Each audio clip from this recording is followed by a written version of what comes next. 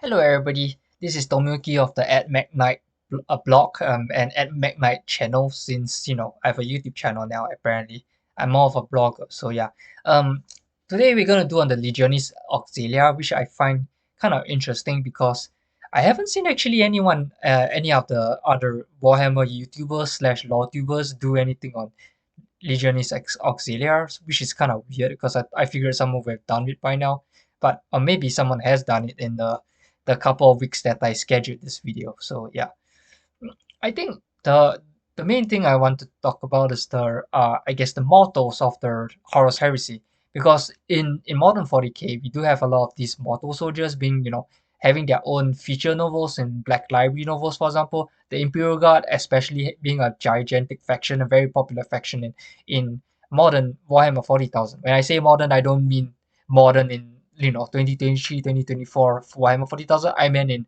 the 41st millennium, that kind of modernity.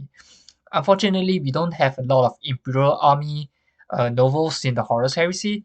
The Horus Heresy is really largely focused on Space Marines. So that's why you see the kind of shift towards Space Marines, making a lot of the weapons AP4, for example, blast weapons, to kind of tone down and make Space Marines more durable, because they don't want the Legiones Astartes to kind of die too easily, because they are the main characters after all.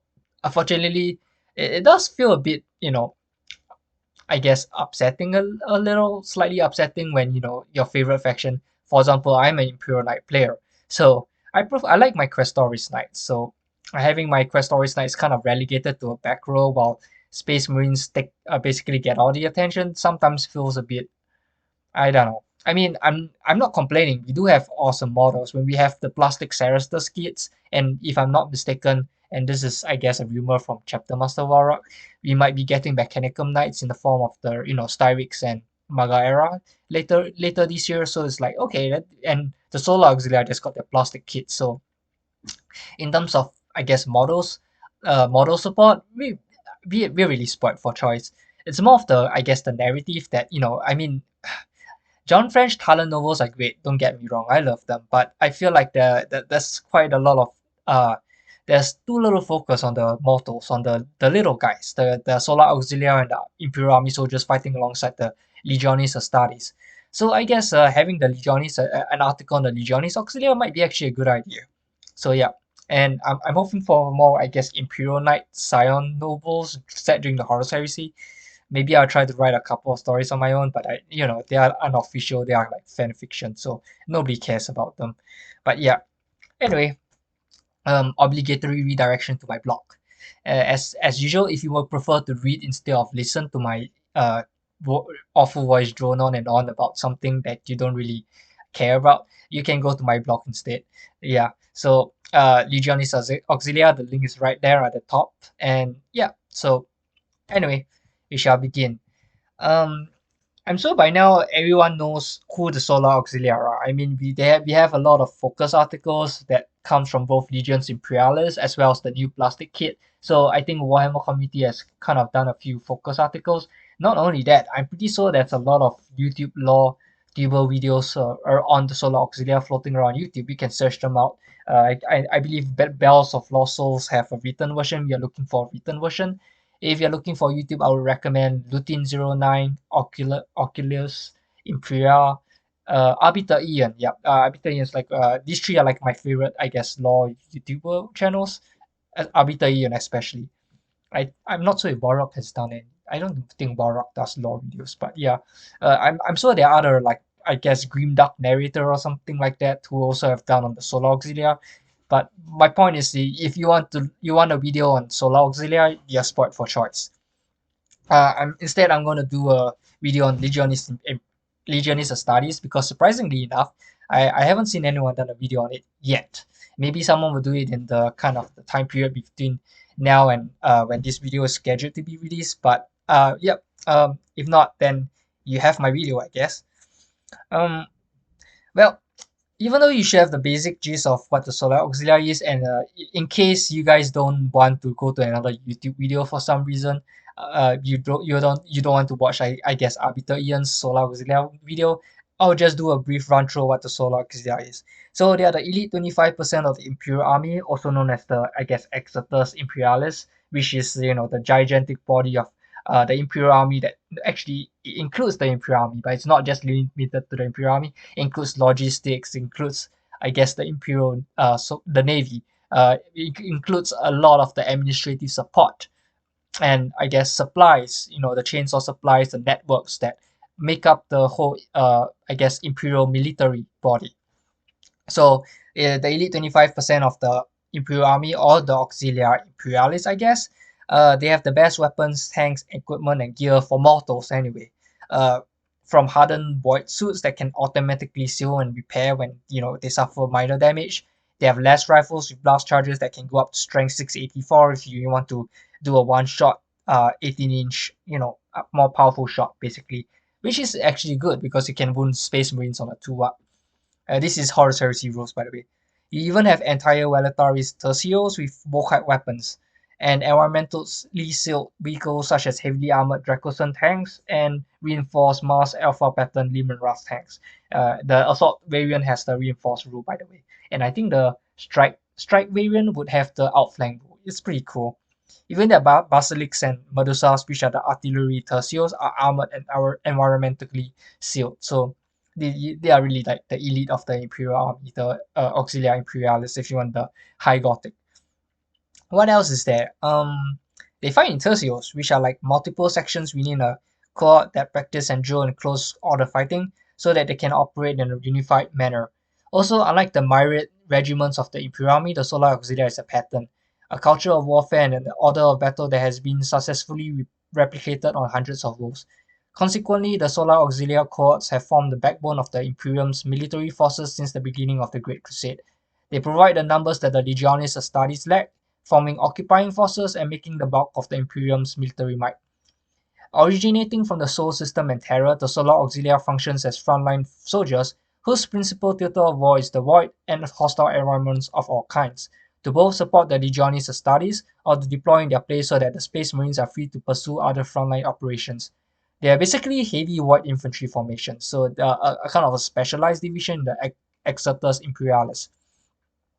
Even though the bulk of them come from Terra, they draw heavily from the structure of the Saturnine Ordo, the elite armed forces of the militarized tech enclaves of Saturn, also known as the Polities of Saturn, who are experts in void warfare.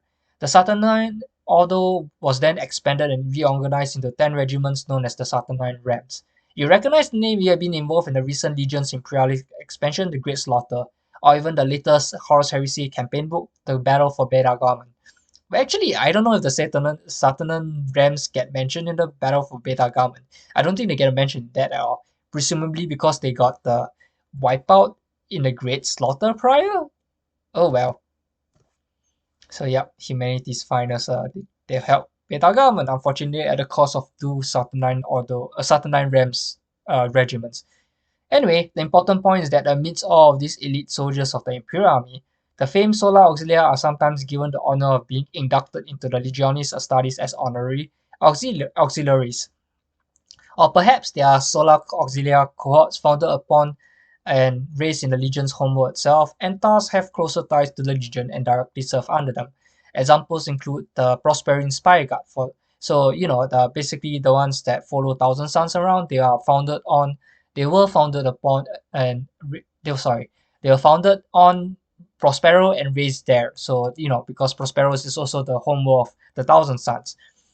Actually, the Prospering Spy Guard are regular Imperial Army units and not Solar Auxiliar. But before people complain about retcons, I should point out that the Prospering Spy Guard is not entirely Solar Auxiliar. They are still largely regular Imperial Army, so I think only perhaps maybe 20 to 25% of the Prospering Spy Guard, known as the Spy Guard Templars, actually follow the Solar Auxilia pattern or template. The rest of the Spire Guard are regular Imperial Army soldiers, with the Spire Guard Templars forming only a fifth or a quarter of Prospero's mortal military. So you don't have to worry about retcons. I've been seeing Facebook comments or YouTube comments, whining about what they record my favorite Prospering Spire Guard into a Solar Auxilia. They're supposed to be Imperial Army. How dare they? Yeah. No, you don't have to worry about that. If you want to play Imperial Army Prospering Spy Guard, you can do that. They still have the, I guess, Imperial Army version. So only maybe I guess a quarter to a fifth to a quarter of the Prospering Spy Guard is actually, you know, using the template of the Solar Auxilia. So if you want to play the other 75%, you can do that. So you don't have to worry about retcons and anything. No one's getting retcon. We are just having the lore expanded. So yeah, don't think about it as a retcon. Think about it as an expansion of the lore. So even though we previously haven't heard of Solar Auxilia in A Thousand Suns by Graham McNeil, we see the regular Imperial Army troops. That's because they make up the majority of the Prospering Spy Guard regiment. The Spy Guard Templars are like maybe the top 20 to 25%, so you don't see them as much. Anyway, the novel is more focused on the Thousand Suns anyway, rather than the structure of the Prospering Spy Guard. So, there's always room for, this sort of, I guess, additions, so-called retcons, I guess, if you really want to. But you don't have to worry about your, I guess, normal, regular Imperial Army Prospering Spy Guard getting written out of the lore, for example. So yeah, not all your Prospering Spy Guard is Solar Auxilia, just the top 20 to 25%. So yeah, so don't worry. Um, Back to the Legiones Auxilia. Well, the Solar Auxilia have the numbers that the Legiones Astartes lack, and their white armor and environmentally sealed equipment allow them to accompany the legions into battle in hostile environments. So they are in a way more suited to fighting alongside the Legiones Astartes than regular Imperial Army units. Their strategies of aggressive defense, measured advance, and asymmetrical, I can't pronounce that word, asymmetrical assault complement the Legion's highly mobile lightning warfare, and over time, the inducted Solar Auxilia cohorts are refashioned to serve their patron Legion directly. While Legiones Auxilia and Imperial Army units completely seconded to legions are typically raised and trained upon a legion's homeworld, domains, or territory, with Ultramar being a potent example of Ultramar Auxiliar, the Calf Irregulars, Numinous, Armaturan Academy Guard, and Armaturan Wardens being among them. There are many Solar Auxilia cohorts who become codified as Legiones Auxilia because they spend many years fighting alongside a single Space Marine Legion in a single expeditionary fleet across dozens of worlds. And I'm including Imperial Army units in there, so because I guess we could call them, I guess, Legiones Auxilia, because they are literally Imperial Auxilia Imperialis units being inducted under that. So they don't really have to follow the Solar Auxilia chord pattern, but we are just using that for ease of rules because we don't have an Imperial Army list yet. I mean, regular Imperial Army. We have the Solar Auxilia Imperial Militia. This was done for practical reasons, particularly because they had to fight on the far-flung edges of the Great Crusade, far from any Exeter's Imperialist command. Others are awarded honorary Legion membership, and depending on the Legion, they could just induct them with a simple gesture or formal ceremonies that go on for days. So I guess your I guess it's a luck-based thing. Unfortunately, this led to conflicts within the Imperial Army itself because the Legiones Auxilia are often more loyal to their patron legion than to the Exeter's Imperialist commands hierarchy, and they often ignored commands from the Imperial Army commanders in favor of assisting their legion. So in 847, yeah, 847 millennium, 30th millennium, sorry. Wait, actually, this is 31st of 30. I think it's the 30th millennium because the Horus Heresy started in the beginning of the 31st millennium, I think. So yeah, so this is correct. M847 M30. The Divisio Militaris formally ratified the Precepta Inductionis. I can't speak High Gothic. I have no idea what this stupid pseudo Latin word is, but yeah. Anyway, they wanted to recognize these Solar Auxilia cohorts officially inducted into the service of the Legiones Astartes. This means a complete withdrawal from the supply structure of the Exeter's Imperialis, and the inducted cohorts will have to surrender any voidcraft, vehicles, and supplies, as well as relinquish all rights to planetary domains at the end of any auxiliary service. Of course, this was difficult to enforce, particularly with the authority of the Primarchs and the establishment of broader legion fiefs. Fiefs, I guess, sounds better. The Legiones Astartes supply the Legiones Auxilia instead of the Exetus Imperialis, and they usually raise these cohorts within their own domains. So more frequently, these cohorts are formed directly as dedicated bodies instead of inducted hosts. These Legiones Auxilia are fully formalized as a militant arm of the legions. However, with the outbreak of the Horus Heresy, the legions are forced to return to the induction of existing Solar Auxilia cohorts because they are desperate to supplement their diminishing numbers. Also, each legion treats the Legiones Auxilia differently.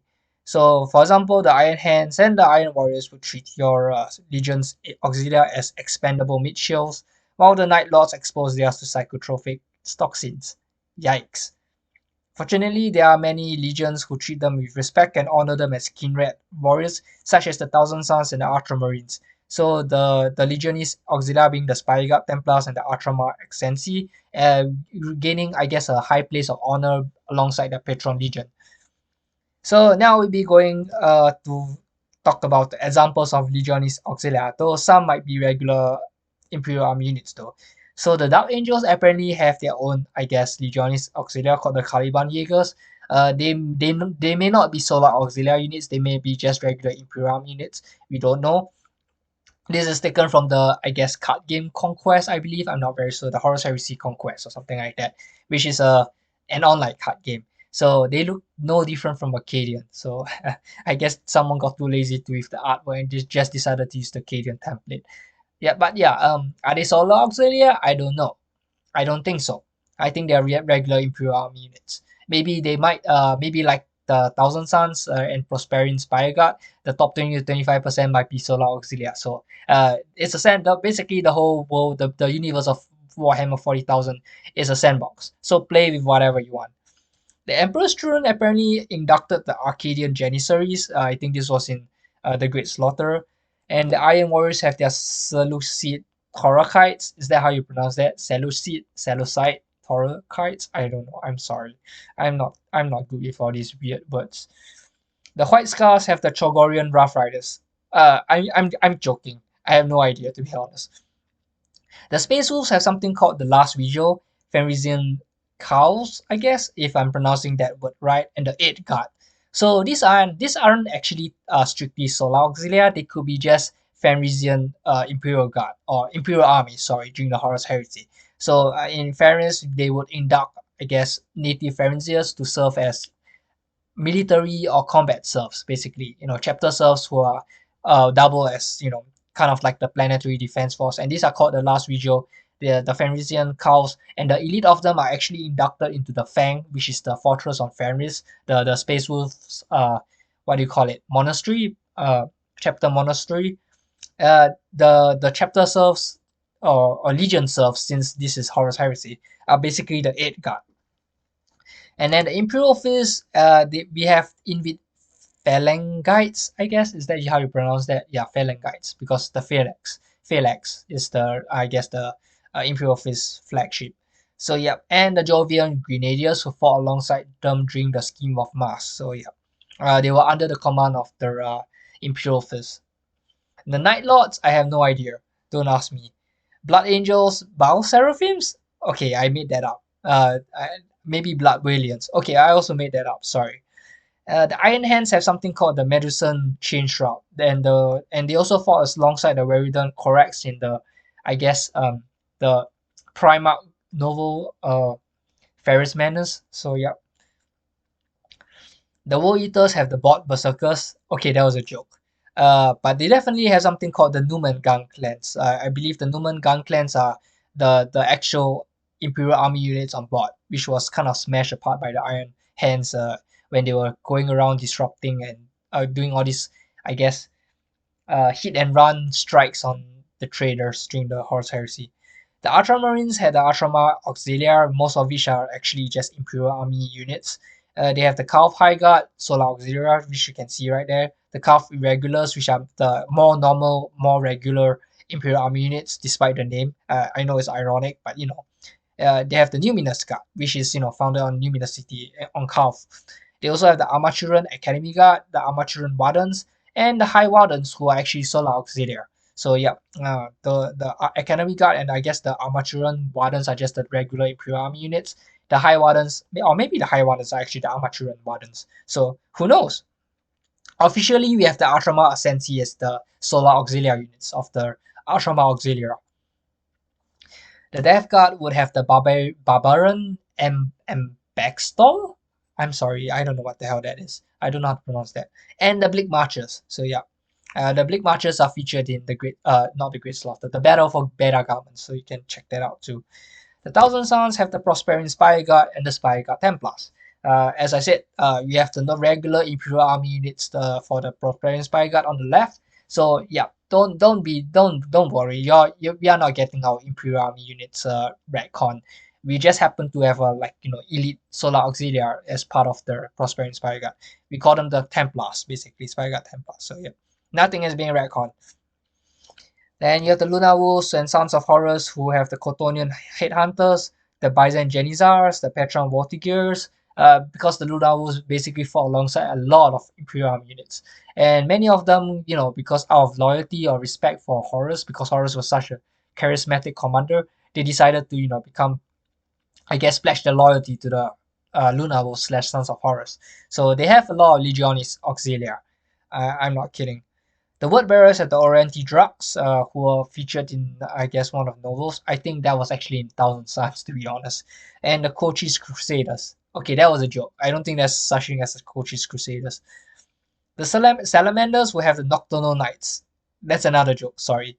I believe they do have something called the Themis Hunters or Hesiod High Guard. Maybe not exactly those names, but they do have a, I guess, Planetary Defense Force or Imperial Army units is based on Themis and Hesiod, which are places on Nocturne itself. The Raven Guard have the Tyrion cohort. That's something in Deliverance Lost, I believe. If you read the Raven Guard horror heresy novels, such as I think it's by Guy Top, Deliverance Lost, you'll see the Tyrion cohort being featured a lot. I think they also had the Capricorn Suppression Regiments and Lothar Pioneer Corps, yeah. Lothar Pioneer Corps fighting alongside the Raven Guard as well. Alpha Legion is redacted for obvious reasons because I have no idea how to find out anything about the Alpha Legion. Everybody knows what the Alpha Legion are. So yeah. Okay, so I should also talk about the rules in the battle for Beta Garment. I'm not a competitive player, so I can't do a rules analysis like Gunhammer or Spec Tactics and tell you whether they are good or bad. I'm not. That's not my job. I'm of a narrative guy, a law YouTuber. So yeah, but since nobody is covering them for some reason, maybe because everyone's either too busy with their Legiones studies or they just prefer pure Solar Auxilia. No judgment. I also actually prefer pure Solar Auxilia or Solar Auxilia with my knights. So um, I don't think it's a problem. But I guess since for I guess people might want to know what more about the Legiones I almost say Legiones Astartes, damn it. Out of habit. Legiones Auxilia, I'll just, for completion's sake, I'm going to just run through the sort of bonuses that you get for playing Legiones Auxilia alongside your favorite Space Marine Legion. So that, you can kind of, you hear all these rules and bonuses, you can make your own decision on whether you want your own Legiones Auxilia. Because I know that's how people make their decisions, right? They want to know, okay, is this rule good for me? Is it flavorful? Is it, is it beneficial? Does it give me I don't know, strategic advantage? I can't tell you that. I'm gonna just run through the basic stuff. Obviously, if you want the whole full rules rundown, just buy the book itself. Yeah. Okay. If you feel Solar Auxilia as an ally alongside the Legiones Astartes primary detachment, you can choose to make the allied Solar Auxilia detachment a Legiones Auxilia one. If you choose to do so, they gain a few flavorful bonuses that reflect the way they complement their Patron Legion's fighting style. So they are divided according to whichever Patron Legion you have for your primary detachment. So I'm gonna just list them according to that. So for example, Dark Angels. Dark Angels Legiones Astartes unit can make the same shooting at the same target, obviously, or movement reaction as a reacting tertial within 6 inches of them or him.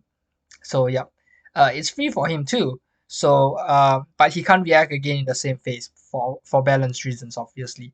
This is only for reaction though. And as I said earlier, if you're doing the same shooting reaction, so for example, if you're firing Overwatch with your tertial, less rifle tertials, A Dark Angels Legiones Astartes unit within 6 inches can also fire Overwatch, but they must shoot at the same unit. So yeah.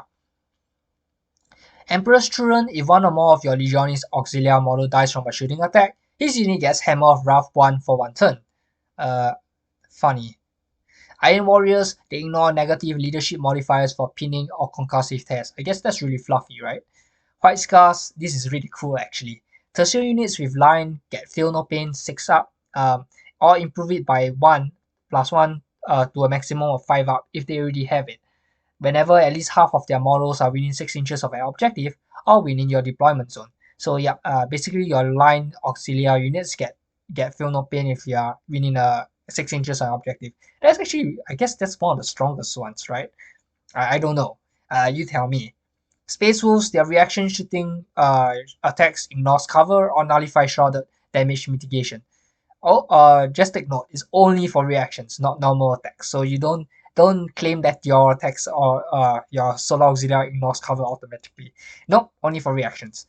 Imperial Fist, this is also another good one, like the White Scars one. Line units improve cover saves granted by terrain by 1. So for example, if you have a bunch of, I guess, Velataris hiding inside ruins, you get a 4-up cover save because you are improving your 5-up cover save to a 4-up, for example. You can only improve it by a maximum of 4-up, by the way. So if you really have a 4-up cover save, you don't improve it to a 3-up cover save. That's not going to happen, sorry. Night Lords, they are immune to fear, and tertial units get rage 2 whenever they start the assault phase within 12 inches of any friendly Night Lord Legiones Astartes model with fear. Uh, I guess the psychotropic drugs are taking effect or something. Blood Angels, as long as they are within 6 inches of a Blood Angels Legiones Astartes model, they get +1 to their attacks when locked in combat. And that's actually pretty cool. Iron Hands, whenever they fail morale after getting shot at, they don't fall back and instead suffer D3 mortal wounds. Feel No Pain and damage mitigation still works though. So yeah, I say mortal wounds, but basically it means wounds with no saves any kind allowed. So not even invulnerable saves. World Eaters, whenever they shoot units that are falling back or already lost one or more models previously, they get +1 to their hit rolls. That's actually pretty interesting. Ultramarines, if you are Ultramar, Auxiliar, or basically any Legionis Auxiliar for your Ultramarines, shoots at an enemy unit and kills at least one model. Any shooting reactions by the enemy unit against a charging Ultramarines, Legionis Astartes are resolved as snapshots. That's actually useful, I guess. Death Guard, reduce the wound roll of flashbane or poison attacks by 1, but the strength remains the same. I guess this is for instant death purposes. So your strength 6 poison or flashbane weapons is still going to instant death your Solar Auxilia. Not that Solar Auxilia units have more than 1 wounds per model anyway, unless it's a character model, but yeah, you get what I mean. Infantry can also reroll field dangerous terrain tests. Thousand Suns. Whenever a Thousand Suns sorcerer suffers perils of the warp, they can allocate the wounds to a Prospering Spyguard or Legiones Auxilia for Thousand Suns infantry unit within 12 inches instead. Fortunately, your Auxilia infantry also get Adamantium Wheel 6 up. Basically what that means is that they get a 6 up Feel No Pain against psychic wounds and peril of the warps. Sons of Horus, whenever your Legiones Auxilia unit shoots at an enemy unit and kills at least one model, any Sons of Horus Legiones Astartes unit adds +2 to their charge roll when charging at that enemy unit. Word Bearers, Tertial units get Fleet 2, and Crusader for a turn whenever they begin the turn within 12 inches of any Word Bearers Legiones Astartes model. Salamanders are very fun. Basically, your Legiones Auxilia get a cover save of 4-up whenever they are hiding behind Salamanders, Legiones Astartes models. I'm not joking. Yes, your tanks too. So you can screen your Leman Russ tanks with Salamanders and they get a 4-up cover save as long as they're hiding behind the Space Marines. Yeah, it's funny. But I guess it makes sense. Raven Guard increase leadership by +1 to a maximum of 10 whenever they can draw a line of sight to a Raven Guard Legiones Astartes unit within a model within 24 inches. So yeah. Alpha Legion, whenever an opponent shoots an Alpha Legion Legiones Astartes that's within 12 inches of a Legiones Auxilia unit that they can also see, they must make a leadership test. If they fail, they must target the poor Auxilia unit instead. Obviously, if they pass, they get to shoot the sneaky Alpha Legionnaires. So yeah, that's a dice game, but yeah. So yeah, I wonder if you'll get any bonus rules of fielding Questoris Auxilia. wait, what's Custodes Auxilia again? You guys want to know? Basically, Solar Auxilia cohorts founded and raised on Night Wolves and being a militamum of the Ordo Custores. It's not like the Legiones Astartes are the only ones who have Solar Auxilia cohorts seconded, inducted, or directly under them, right? I mean, well, who am I kidding? Probably not. In any case, I can still fill an Imperial Knight army with Solar Auxilia allies, and I don't think I need the bonus rules anyway. Or Solar Auxilia armored co-op with Questoris Pro to support that. I think that's the kind of list I prefer to run. We'll see. But it's still pretty fun to think about though. So yeah, I'm